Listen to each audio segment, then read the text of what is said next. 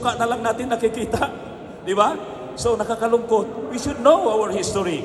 Sabi nga ni Dr. Jose Rizal, ang sinumang hindi marunong lumingon sa pinanggalingan ay di makakarating sa paroroonan. Ganun po. Sad to say, yung mga mananakop, binubura po nila lahat ng mga lugar ng kanilang sasakupin, buburahin po nila ang kasaysayan ng mga tao. Ito po ang nakakalungkot. At saka, divide and rule. Dinidivide po tayo at pinapag-away-away tayo. These are the works of these colonizers, mga imperialists. Nakakalungkot. So, we have been a victim of history. Kaya, andito tayo ngayon. I hope manumbalik ang ating mga alaala tulad ng nabanggit ni Ustad Kamar na isa lang po ang ating pinanggalingan. Anyway, thanks to Allah, tulad ng nabanggit ko at narating ko itong lugar na ito. Napakagandang lugar. Habang umaakyat kami dito, nakikita ko, God is really merciful. At no doubt, nakarating dito ang ating mga kapatid na mga Maranao from Lanao because we feel the same atmosphere. Yung temperature po, napakalamig dito at napakaganda. Anyway, nais ko po pasalamatan ang ating kagalang-galang na alkalde ng Alicia, Honorable Attorney Joel Amos Alejandro. Kahit wala po siya dito and he is being represented by his admin, Engineer Pilino Pablo, sir. Thank you for coming, sir. Maraming salamat po. At akin din pinapasalamatan ang ating Regional Director ng Region 2, Police Brigadier General Mariano Rodriguez, represented by the Arcan, Lieutenant Colonel Jomar Julian, sir. Thank you for coming. At of course, ang ating Chief of Police ng Alicia, alam ko po, malapit ito sa mga Muslim eh. Nagkasama ito ni General Mukarram noon dito sa Cagayan. Kaya he is so familiar with our culture. Si Police Major Felix Mendoza, sir. Thank you for coming. Of course, ang mga kasama ko po sa biyahe, nagsusumikap na maabot po ang inyong lugar at magampanan po ang aming tungkulin at very active po ang ating National President at at the same time spokesperson, National President po for Vice President for Luzon, Ustad Kamar Sabdullah, yung nagsasalita kanina, katatapos lang po. To our National Chief Coordinator, walang sawa po, paikot-ikot yan, si Imam Kasir Mustafa. Ang ating Regional President ng SPAD, si Brother Bong Ismail. Our SPAD Provincial President of Isabela, kararating lang po si Brother Aslam Muhammad. Brother, welcome. Ang pinakamasipag po na sa video call ko lang nakikita at personal ko na rin nakikita si Brother, ang ating President ng Alicia, si Brother Jalil Makadato. Very active po yan, walang pahinga po. Of course, hindi lang ko kayo isa-isahin ang ating mga regional SPAC officers na andi dito, our provincial SPAC officers na andi dito, headed by their President, our municipal chapter presidents and their officers, members, brothers and sisters, assalamu alaikum warahmatullahi wabarakatuh. May Allah reward you, brother. Naway pagpalain kayo ng Allah at kahit ganito ang ating sitwasyon, mga brothers natin, ay pilit nyo pumunta rito upang mapakinggan ninyo na bakit ba tayo nagkaroon ng SPAC. Sa totoo lang, tama yung sinabi ni Ustad Kamar kanina. Kaya gusto talaga namin ito may parating. Dahil there are so many misconceptions, not only from the non-SPAC members, but especially to the SPAC members. Hindi pa nila alam. Not even with the SPAC, with due respect sa ating mga kapulisan. Mga kapulisan natin, marami din wala pang alam ano itong salam pulis na ito. With due respect lang, sir. Dahil yun na nga, due to limited information na hindi po naipalaganap noon. Alam natin, due to the limited financial support nang gagaling sa ating PNP, alam ko po yun. Kaya wala pong tsansa na may pakalat plus the limited staff of the Salam Police Center noon. Anyway, balikan po natin, paurong muna tayo. Mula sa Salam Police Advocacy Group, saan po ito nanggaling? By the way, ito ang nasanayan ng mga karamihan noon. Ang Salam Police Advocacy Group, nanggaling ito noon sa Salam Police Force Multiplier. Itong Salam Police Force Multipliers, this was organized by the Salam Police Center. Ito, nanggagaling ito doon, itong Salam Police Force Multipliers. Anyway, uurong tayo mula sa Salam Police Center. Tulad na nabanggit ni Ustad Kamar kanina, due to the all-out war, kung natatandaan natin noon, kaya ang karamihan mga kapatid natin na displaced, pumunta na sa iba't ibang parte ng Pilipinas dahil sa all-out war nangyari noon sa Mindanao. Itong lately sa MILF na, hindi na sa MNLF. Dalawang beses po yung nangyari. First, during the time of former President Erap Estrada from 2001 to 2003. Noong talsik si Erap Estrada, umupo si former President Gloria Macapagal Arroyo, nagkaroon na naman uli ng all-out war part 2. Doon po ang medyo malala dahil nakarating po ang bombing sa Metro Manila. Kumalat buong Pilipinas, Mindanao and Visayas at saka Luzon. So nung nakarating ang bombing sa Maynila, na alarma po ang ating pamahalaan. Nagkaroon ng continuous operation ang ating mga kapulisan at mga ibang mga kasundaluhan, government law enforcement agencies sa mga Muslim communities. Siyempre naman, ang kalaban MILF, saan sila tatakbo? Sa mga Muslim community. Now, because of that, dahil ito ang dapat nating gagawin mga SPAC, because of the limited information ng ating mga kapulisan at mga kasundaluhan dahil tungkol sa mga cultural sensitivity ng mga Muslim, marami pong nabiolate. Sa panahon na magkaroon sila ng operation, marami silang nababiolate ng mga karapatan ng mga kamusliman. Aside from yung nabanggit ni Ustad Kamar, nagkaroon ng mga mistaken identity, illegal arrest, nasasaktan ang mga Muslim tuwing pumapasok ang mga kapulisan sa moske ng mga Muslim, dala-dala nila siya ng kanilang mga sapatos. Ang mga Muslim kasi, iniiwan natin ating mga sandalyas, tulad ng binanggit ko kanina, hindi natin binago. The same when God Almighty commanded Moses, when he was in the Mount Sinai, God commanded Moses to remove his shoes from his feet. So kami, kung nagdarasal kami, we considered our prayer place as a holy ground, kaya tinatanggal namin ang aming mga sapatos at pumapasok kami at doon kami nagpapatira pa, sir. So, itong mga Christian kapulisan natin at mga kasundaluhan, hindi natin sila masisisirin dahil sa simbahan naman, pwede naman natin dalhin ang ating mga sapatos. Allowed naman yun sa kanila. So ito, kailangan malaman natin. So nung ginawa nila, hindi nila alam na nagagalit na yung mga Muslim. Yun. So because of that, and aside from that, pangalawang mga misconception at saka misinformation na hindi nila alam. Tuwing magkaroon sila ng mga operation, pinapasok nila kaagad-agad ang mga kabahayan doon ng mga kamusliman. May mga kababaihan tayo na sa Muslim, bawal kasi makita ang parte ng katawan ng aming mga kababaihan na hindi nila mahram. Kung tawagin mahram, close relative.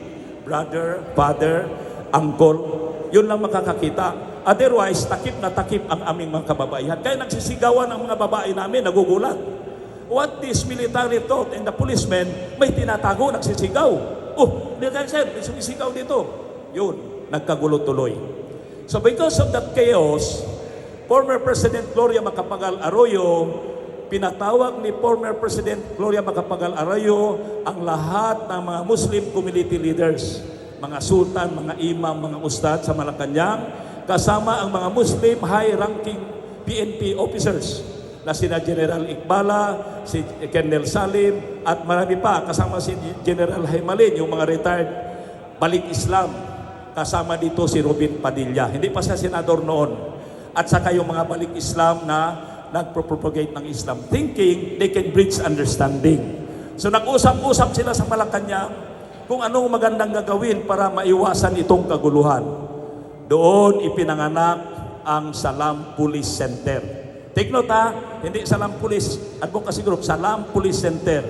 When we say Salam Police Center, exclusive lang ito para sa mga regular Muslim policemen. Salam Police Center. Under letter of instruction 1004. Tandaan ninyo para hindi kayo ma-confuse. Baka akala nyo nagsalam-salam police kayo, police na rin kayo. Take note. Para malaman natin ang ating delineation, boundary. So, ipinanganak ang Salam Police Center, composed of Muslim high-ranking officers of Camp Crame and other Muslim policemen of Metro Manila. What is the purpose? Sa anong layunin nabuo itong Salam Police Center after their talks? First, in order to bridge understanding between the PNP, the EFP, and the Muslim community. Yung mga kapulisan ng mga Muslim, kung tutusin, sila ang gagawa ng pagkakaunawaan, bridge of understanding. Nag-i-explain sila kung may operation, ano yung cultural sensitivity ng mga Muslim, paano sila pumasok sa mga moske, sa lahat, makipag-coordinate sa mga religious leader ng community. Yun ang dapat gagawin nila. Second, ano pang purpose ng mga Muslim, PNP? In order to correct the misinformation, the misconception spread by the biased media. Maraming mga media nagpapakalat ng hindi tama. Dapat kasi yung nanonood lang, yung mga non-Muslim brothers natin, wala na silang panahon magbasa, nanonood na lang yung kung ano pinapalabas sa TV. Nakikita nila yung mga Abu Sayyaf, after executing a criminal act, puputulan ng ulo, Allahu Akbar! Yung mga ISIS, nakikita nila doon sa mga abroad, pupugutan ng ulo yung mga inosenteng tao, Allahu Akbar! What they thought, this is the Muslims, the teachings of Islam. Kaya may mga media nagsasabi, not all Muslims are terrorists, but all terrorists are Muslims. Mali din po yun. Dahil hindi lang po ang mga Muslim may terrorista at extremist, may mga Christian din po tayo mga extremist, terrorist. Tingnan mo nangyari sa New Zealand. A couple of years ago, sa Church Christ, minasakir yung mga Muslim doon sa loob ng moske. 50 ang namatay. Mga Buddhist, may mga extremist din. Mga Judaism, may mga extremist din sa Israel. Nakita mo yung sa Masjid Ibrahim, pinatay ng mga Judaist. Yung mga Judaism, ang mga Muslim na inosente nagdarasal doon sa loob. It is not only the Muslims who are the victims of these terrorists. Lahat tayo ay biktima ng mga terorista. At hindi lahat ng religion, ay hindi lang Islam. So ito ang kailangan may paliwanag natin para maintindihan ng mga hindi Muslim na hindi pala lang Muslim ang may terorista. Diba? So, hindi lahat may balbas na puti. Pag may nakita balbas, pag may nagninikab, mga extremist yan. Mga ano yan, mga mauti yan, mga Abu Sayyaf yan. Extremist yan, masyadong extreme. No. Hindi po yun mga kapatid. That is part of our belief. Second, yun, in order to correct the misconception ng mga Muslim ay mga antikristo. Huwag kayong maniwala, yung mga Muslim, mga antikristo yan. They are antichrist. These are the misinformation that is spread. They do not know that we are not one of the true followers of Jesus Christ. We cannot be a true Muslim if we do not believe in Jesus. Yan po, sir. Hindi tayo magkalaban. Hindi kami antichrist. Kaya ang mga Muslim may mga balbas tulad ni Jesus Christ. Si Jesus Christ, nasa pako, may balbas eh. See, our sisters, they looks like Virgin Mary. They are covered. Pero pang antikristo, when you look like what? Ay, hindi po. Mali po yun. We have to correct that. Kailangan marunong magdakwa ang mga Muslim policemen. Marunong magdakwa. Third, anong reason? In order to assist the PNP, ito na, in order to assist the PNP in preventing and countering violent extremism. Dahil ang mga Muslim, the religion of Islam, we are not promoting terrorism. Kapayapaan, tulad pinawalan ni Ustad Kamal kanina. We are pro-peace. We are the children of peace. Tulad ng nabanggit sa Bible din, sabi ni Jesus Christ, blessed are the peacemakers, for they are called the children of God. We believe that, sir. We believe. Kaya, ang mga Muslim, basically, we must be the ambassador of peace. Ang mga Muslim. So therefore, i-prove natin sa ating mga kapulisan at sa ating mga Christian brothers na ang mga Muslim ay anti-terrorist religion. Huwag niyo po kalimutan. Daladalahin ninyo, nasa Quran yan, may Google na ngayon, ipag-Google niyo sa kanila. Chapter 5, Suratul Ma'idah, chapter 5, verse 32. Yan ang malaking prueba sa Quran na hindi lang ito gawa-gawa natin na ang mga Muslim are anti-terrorist. Anong sinabi ng Allah? Allow me to quote in Arabic. Anong sinabi ng Allah subhanahu wa ta'ala sa Quran? Sabi ng Allah, Bismillahirrahmanirrahim, "Man qatala nafsa bighairi nafsin aw fasadin fil ard, paka'annama qatala nasa jami'an."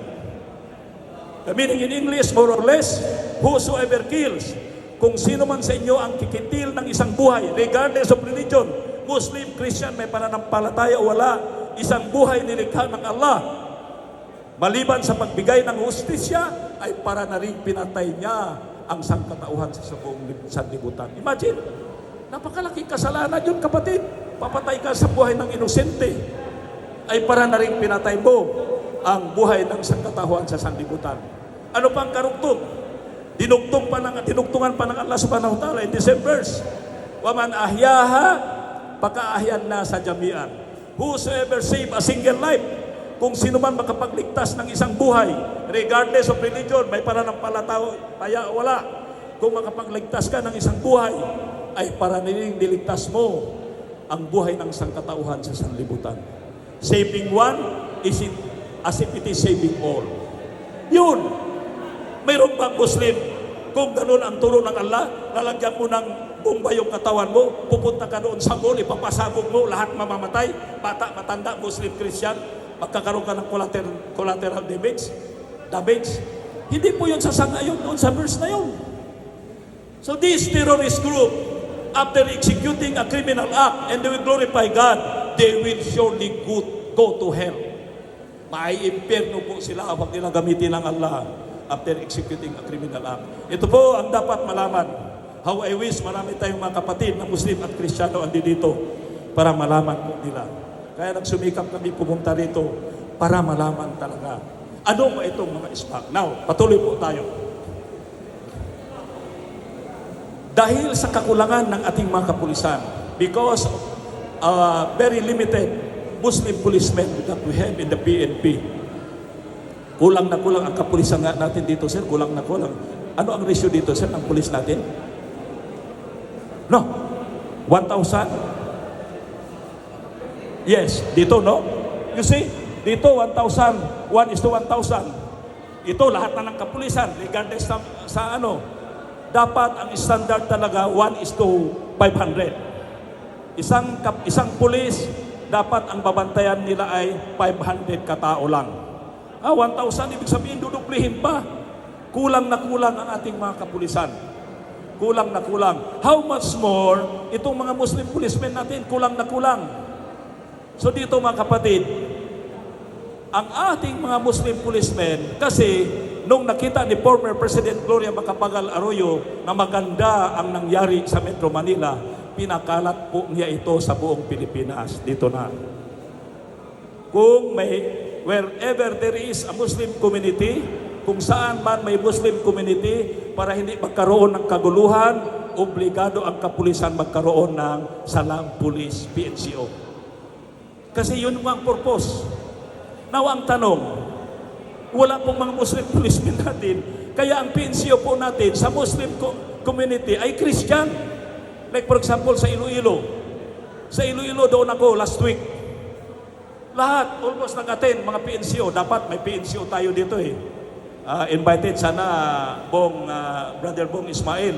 You should have invited all our PNCO para maririnig nila because they are our partner. I was expecting na nag-chat ako sa inyo, imbitahan nyo para magkaroon ng pagkakaunawaan. PNCO sila eh. They always deal with the Muslim community. Dapat meron silang kaalaman, sir. Di ba? Wala tayong PNCO eh. Doon sa Iloilo, ang daming PNCO. From different municipalities, na mayroong mga spot, mayroong mga PNCO para marinig nila itong orientation. Itong orientation kasi bihira nagsasalita ng ganito. Kaya pinuntahan ko kayo kasi nakikita ko dito sa Cagayan Region, maraming misinformed dito about sa SPAC. Sabihin ko lang sa inyo totoo. Kaya kita nyo boses ko, wala na. Pinuntahan ko talaga kasi wala pang nakapag-orient. Hindi po manggagaling yung orientation sa PNP. Dahil with due respect lang, kasi ang PNP walang alam sa salam. Anong i-orient nila sa inyo? Ha? Brother Bong, take note. Hindi po manggagaling sa PNP. Ang SPAG orientation ay manggagaling sa mga salam police nationwide na may alam. Hindi po yung magpulis-pulisan lang tayo. Yung tulad ng force multipliers noon. Now, nung kulang na kulang ng ating mga kapulisan, Muslim policemen, nag-recruit po sila ng mga dona. Doon ay pinanganak ang Salam Police Force Multipliers. Para matandaan ninyo. Dahil kulang sila, siyempre, re-recruitin nila si Imam, re-recruitin nila si Ustad. Lahat. Mag-Salam Police po kayo, sir, Salam Police Force Multiplier. Ang tanong, yung pangalan kasi, Salam Police Force Multiplier. Dapat intindihin ninyo, ano bang pagkakaiba ng force multipliers? Yung multipliers, advocacy, at saka auxiliary. Magkakaiba po yun. Intindihin ninyo. Pag force multipliers lang po tayo, more on physical assistance lang to the PNP. Pag advocacy po tayo, kailangan tayo po ang taga-pagpaliwanag, nagdadakwa, nag-educate, nagsasalita. Dai tayo for short. Dai. Pag auxiliary tayo, walang auxiliary sa PNP at saka sa Army. Ang Coast Guard lang may auxiliary. Pag auxiliary, physical assistance at aarmasan pa, may armas pa sila. Yun ang auxiliary. Wala sa atin yan eh. Wala. Advocacy lang at saka force multipliers. Now, nung nabuo itong force multipliers, sa pangalan lang na force multipliers, ay magbibigay ka ng physical assistance sa mga kapulisan, mag-traffic, marshalling. Walang sasama ng mga ustad. Sinong sultan na gusto mag-traffic dyan? Ngayon, ang SPAG, mga retired general ang member natin. 5 na ang retired general. Andito sa SPAG ngayon. Ikaw, sultan ka, imam ka, magpupunta ka dyan, mag-traffic-traffic ka sa daan. May sasali? Wala. Wala. Doon ang umpisa nagkaroon ng misconception sa mga Muslim side. Bakit tayo dyan sasali? Yung mga iba pa, anong sasabihin nila? Gagawin kayo intel ng mga PNP. Huwag kayo sasama dyan. Babalikan kayo ng mga nagbibenta ng droga dito. Kayo ang babanatan nila. Huwag kayo sasama dyan. Kaya wala nangyari. Because of that, napilitan ang mga PNP, nag-handpick na lang sila. Sino yung gusto magpulis, magsalang pulis? Yung mga iba nagbibenta pa ng ganyan, para hindi mahuli, gagamitin yung logo. Sir, ako sir. Alam ko yan. Kaya doon ang karamihan, pag nagpatawag ng meeting ng Salam Police Force Multipliers, mga mukhang durugista, with due respect lang. Wala. Kaya pang 2004, yung sinabi ni Ustad, 2021 lang, nakalipat, nakatikot. For 20 years, paikot-ikot lang sa runway ang Salam Police Force Multipliers, walang gustong sasali. Plus, may misconception din sa mga Muslim policemen. Kahit yung mga Muslim policemen ayaw magpa-assign sa PNCO, sir. Anong sasabihin nila? Ba't ka magpapa-assign dyan? Wala ka namang sideline eh. Dagdag trabaho lang. Anong kikitain mo dyan? Dito na lang tayo sa checkpoint. Baka surtihin pa tayo. Tingnan mo, mga Muslim naririnig ko yon. Kaya I can relate. Nare-relate ko po sa inyo. Now, parehas. Anong nangyari? For 20 years, naging compliance lang. Picture-picture, uniforme, picture-picture, take out. President, walang activities, uwi. Pag-elect naman, sino presidente. After that, uwi na naman. Walang nangyari. Now, nung dumating si General Batsgani Mukarram, siya ang nakakaalam sa sitwasyon kung anong dapat gawin dito sa Salam Police Center na ito. Dahil si General Mukarram, siya ang umuusig at winasak niya yung mga Abu Sayyaf doon, yung organization sama ng Abu Sayyaf, Pamsambuanga, Tubasilan. Siya, dinismantle niya. At biktima rin siya sa illegal arrest yung ustad niya. Hinuli ng mga military. Mistaken identity. Kaya galit na galit siya. Anong sabi niya? Tulungan natin ang mga mabubuting Muslim at i-persecute natin, parusahan natin yung mga Muslim na naghahasik ng gulo. So, nung umupo si Colonel Mukarram sa SPC, doon, le-level up niya. Pinalitan niya ang pangalan para ma-accommodate ang mga local leaders ng mga Muslim, mga professionals, mga retired PNP, mga ustad, mga imam into Salam Police Advocacy Group. Intindihan ninyo? Yes, pinalitan na ang pangalan. Kaya nagkaroon ng memorandum si General Sermonia noon when he was still the deputy deputy director sa DPCR. May memorandum tayo to that effect, abolishing the force multipliers. Ginawa na tayo ng SPAG, Salam Police Advocacy Group. First, ginawa na tayo ng separate tayo administratively. Tandaan nyo, ang Salam Police Advocacy Group, we are administratively independent from the PNP. Kasi noon, nakasalalay lang tayo sa PNCO. Kung palitan na naman ng PNCO, wala na naman record ng multipliers. Hahanap naman sila ng record. Ngayon, wala na. Doon, nagkaroon tayo ng national. Dati, sinabi ni Ustad, Kamar kanina, barangay-barangay ang police force multipliers noon. Kaya baka ito ang naisipan ng taga-Cagayan. Wala na kami pakialam dyan. Importante, kilala kami dito ng mga pulis. No! Barangay-barangay noon, iba ang Salam Police Force sa Maynila, iba sa Baguio, iba sa Pampanga, iba sa Zamboanga, iba sa Lanao, iba sa Iligan. Barangay-barangay lang noon yun, nakasalalay tayo sa PNCO. Kung ang PNCO marunong, may alam sa Islam, okay ang SPAG. Kung ang PNCO ay wala ding alam sa Islam, ganyan din ang mga Salam Police Force multipliers noon. So ngayon, may national na tayo. May ugnayan na tayo, nagkakaisa na tayo. Kaya, pwede na tayo mag-orient. We can cross, we can connect. Kaya nararating na namin ito. Nagkaroon na tayo ng first national officers. Wherein ako po ang kauna-unahang sa kagustuhan ng Allah. Hindi ko akalain na maging national president po ako dahil alam ko malaking responsibility ito. Siguro, sa kagustuhan ng Allah, dahil sa aking bloodline, Maranao, Tausug, Sama at ay dugong Tagalog, dito ako nilagay ng Allah. I am the first national president ng Salam Police Advocacy Group. So ito na po. Kaya malaking obligasyon ito sa akin. Alam niyo po bakit? Ito pa ang gusto kong malaman bago po ako magtapos. Mga kapatid, alam niyo ba na tayong mga Muslim ay pulis din tayo ng Allah? Totoo hindi? Yes. May kautusan sa atin ng Allah. Kahit hindi pa ako member ng Salam Police Advocacy Group, may kautusan ng Allah. Sinabi ng Allah sa chapter 3, sa Suratul Imran, chapter 3, verse 104. Ano sinabi ng Allah? Sabi ng Allah, وَلْتَكُمْ مِنْكُمْ أُمَّةٌ يَدْعُونَ إِلَى الْخَيْرِ وَيَأْمُرُونَ بِالْمَعْرُوفِ وَيَنْهَوْنَ عَنِ الْمُنكَرِ وَأُولَٰئِكَ هُمُ الْمُفْلِحُونَ. The meaning more or less in English, anong sinabi ng Allah sa atin, mga Muslim? You Muslim, let there arise a group of people from among you.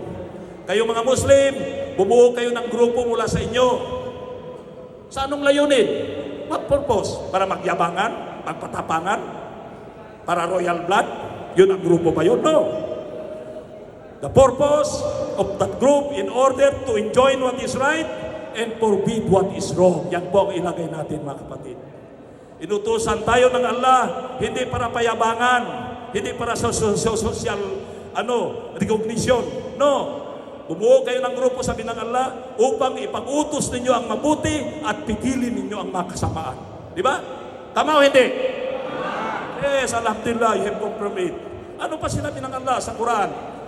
Sa chapter 5, verse 2. Sabi ng Allah subhanahu wa ta'ala, sabi ng Allah, sabi niya, and help one another.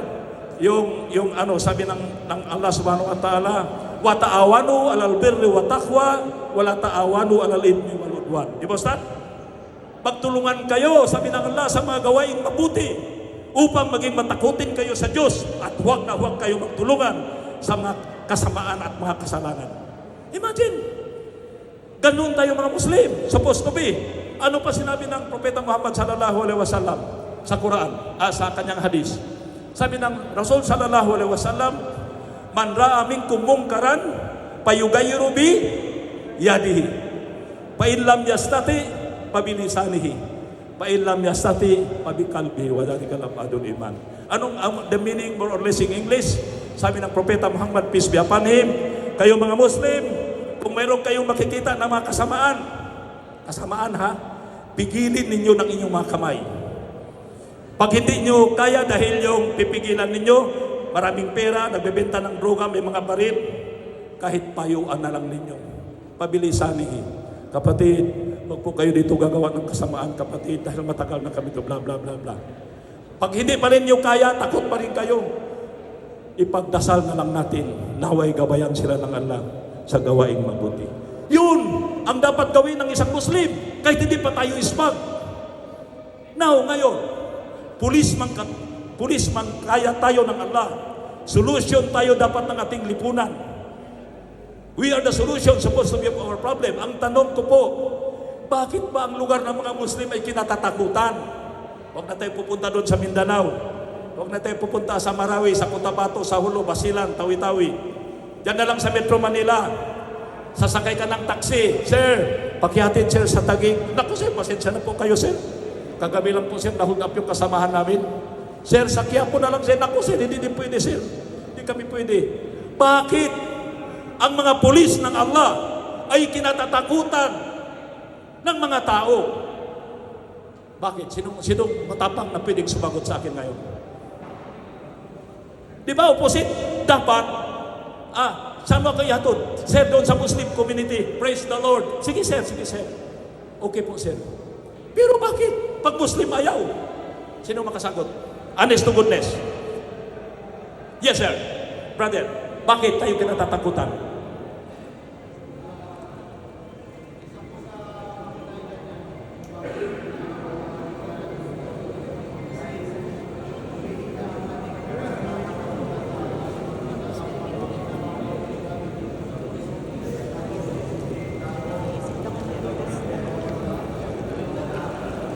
Hindi ko masyado narinig, pero Bigyan ko, mic. yung microphone, brother, pumunta ka dito, brother.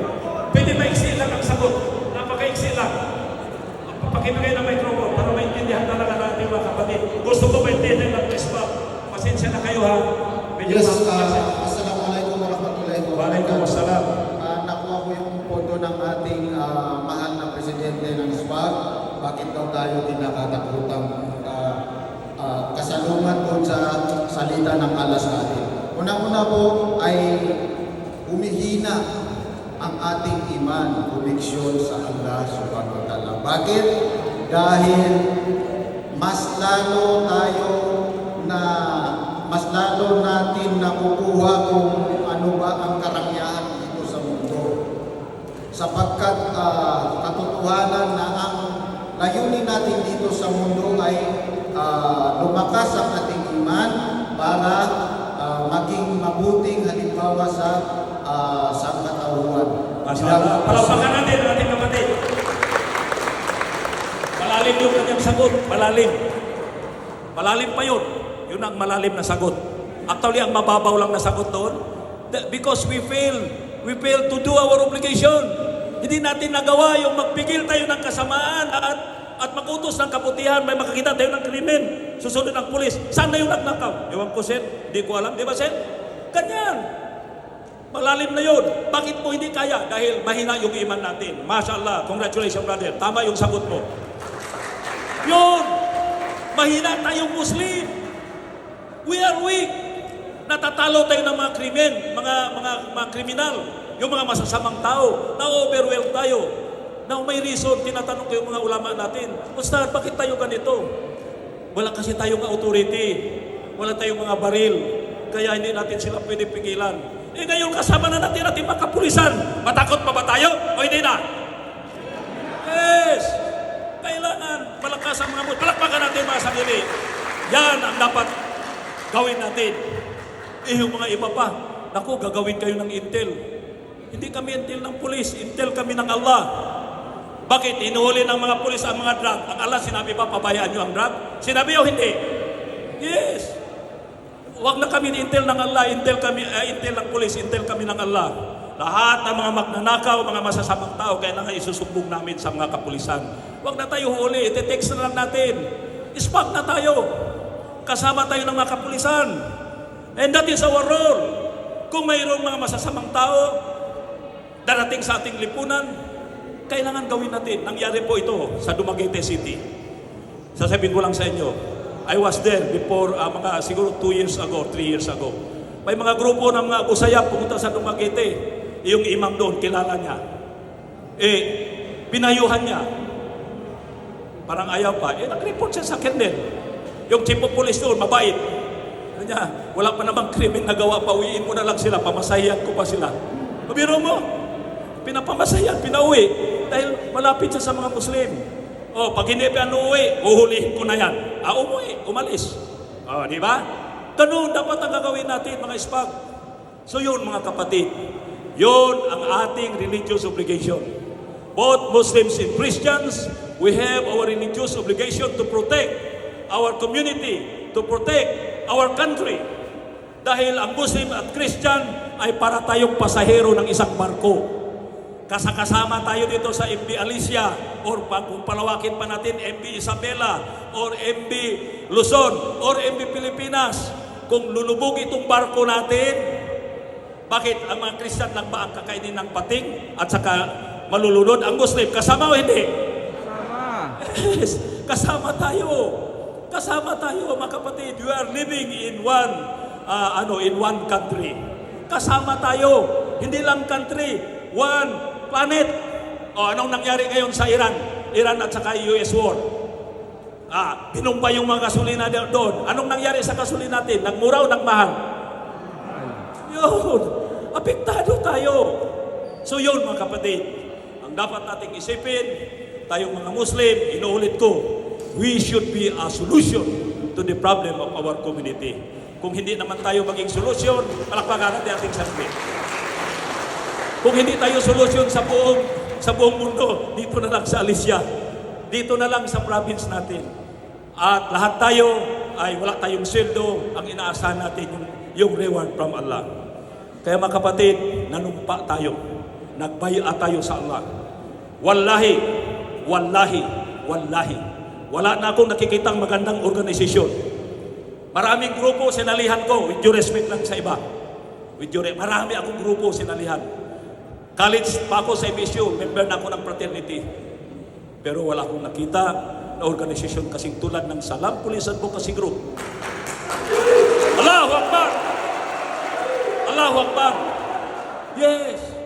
May reward tayo dito sa mundo, lalo na sa kabilang buhay. Hanggang dito na lamang po. Wabillahi taufiq wal hidayah. Wassalamualaikum warahmatullahi wabarakatuh.